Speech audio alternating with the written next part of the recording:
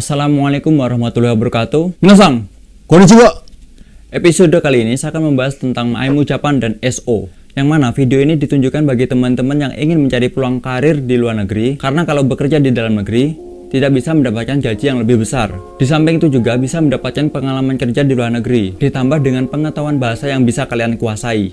Dan untuk kalian yang ingin pergi ke luar negeri, khususnya negara Jepang, tapi masih bingung atau bimbang, sebaiknya ke Jepang lewat jalur IM Jepang atau SO ya? Nah, video kali ini saya akan membahas tentang bedanya antara SO dan AIMU Jepang. Oke, mulai dari pengertiannya dulu.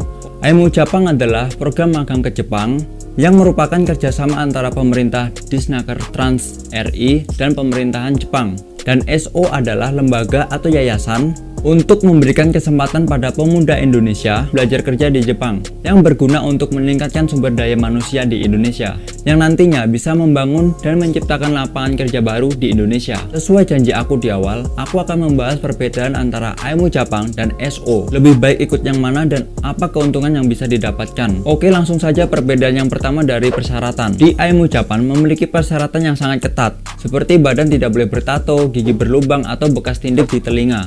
Yang mana tes tersebut mirip sekali dengan tes tentara atau tes polisi, dan juga saat pelatihannya membutuhkan fisik dan mental yang sangat kuat.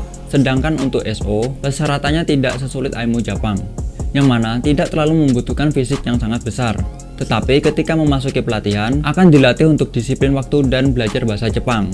Perbedaan yang kedua yaitu dari biaya. AIMU Jepang biayanya murah karena dapat subsidi dari pemerintah. Biaya yang ditanggung pemerintah seperti saat memasuki pelatihan tahap nasional, mulai dari biaya makan, asrama, dan tiket pesawat, itu gratis ditanggung oleh pemerintah.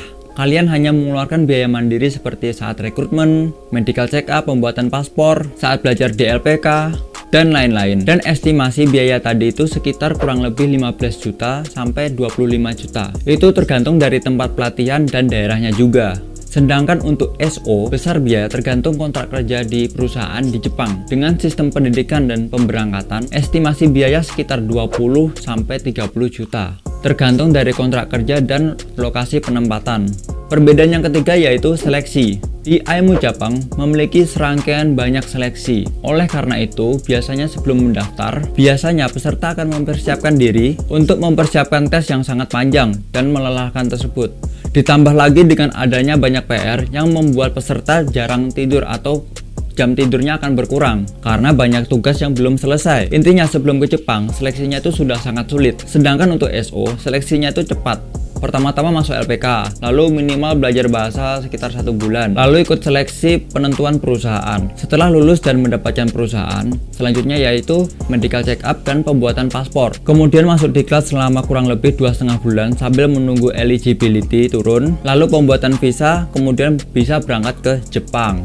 Perbedaannya keempat yaitu lama keberangkatan. AIMU Jepang mulai dari seleksi sampai bisa ke Jepang itu memerlukan waktu yang sangat panjang, yaitu paling cepat 1 tahun. Itu pun kalau kalian tidak gugur pada seleksi atau tidak turun angkatan. Jika hal itu terjadi, maka akan membutuhkan lebih dari 1 tahun. Tetapi untuk SO lebih singkat daripada AIMU Jepang, karena Sending Organization atau lembaga pengirim peserta magang ke Jepang menyediakan informasi job pemagang ke Jepang langsung berdasarkan permintaan dari Accepting Organization atau perusahaan penerima di Jepang, sehingga prosesnya itu lebih cepat dan pasti. Tetapi itu bergantung dari kemampuan peserta sendiri, seperti standar peserta dalam kondisi fit dan bisa menguasai bahasa Jepang JLPT level N5 atau harus sudah menyelesaikan pembelajaran Minani Hongo sampai bab 50. Secara kesimpulannya, estimasi pemberangkatan 3 sampai 6 bulan. Perbedaan yang kelima yaitu kepulangan ke tanah air. Setelah menyelesaikan program 3 tahun dengan baik, untuk AIMU Jepang yang pertama adalah mendapatkan modal usaha sebesar 600.000 yen atau sekitar 70 jutaan, ditambah dengan ranking sebesar 40 juta. Yang kedua, mendapatkan sertifikat JITKO yang mana digunakan untuk melamar kerja di perusahaan Jepang yang ada di Indonesia.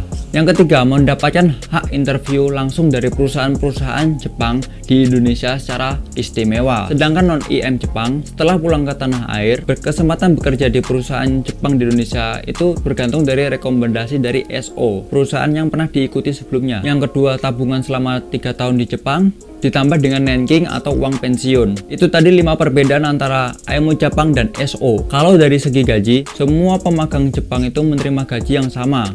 Hanya bedanya banyak lemburnya apa tidak. Dari penjelasanku tadi, ada plus dan minus di kedua program tersebut. Kalau untuk proses ke Jepang lewat IMO Jepang, prosesnya lebih lama dan lebih berat.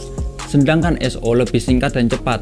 Tetapi keuntungan yang diterima lebih banyak IMO Jepang daripada SO. Hal itu sepadan dengan usaha dan kerja keras peserta ketika melalui seleksi yang melelahkan tersebut. Jika disuruh milih mana yang lebih baik antara IMO Jepang dan SO, itu seperti membandingkan antara pisau buah dan pisau dapur, yang artinya sama-sama bisa untuk memotong, tetapi memiliki kelebihan yang berbeda. Kalau kalian masih muda dan memiliki semangat yang tinggi, sebaiknya lewat IMO Jepang. Dan kalau IMO Jepang kalian gagal dan kalian ingin pergi ke Jepang dengan cepat, sebaiknya lewat jalur SO. Saran saya, sebelum kalian ingin mengikuti program magang ke Jepang, kalian terlebih dahulu memberikan pemahaman kepada orang tua kalian tentang program ini, agar orang tua kalian paham akan program ini, sehingga mereka akan mendukung kalian, baik secara moral ataupun material. Hati-hati, jangan salah pilih LPK, jangan mudah tergiur dengan tawar-tawaran yang mudah dan menggiurkan. Itu saja untuk episode kali ini. Jika kalian ada pertanyaan, silahkan bertanya di Facebook, Instagram, atau di kolom komentar. Saya Ardi, salam Genki. Mercy, yo chick she so thirsty. I'm in that 2C Lambo with your girl, she tryna jerk me. Okay, Lamborghini Mercy, yo chick she so thirsty. I'm in that 2C Lambo with your girl, she tryna jerk me.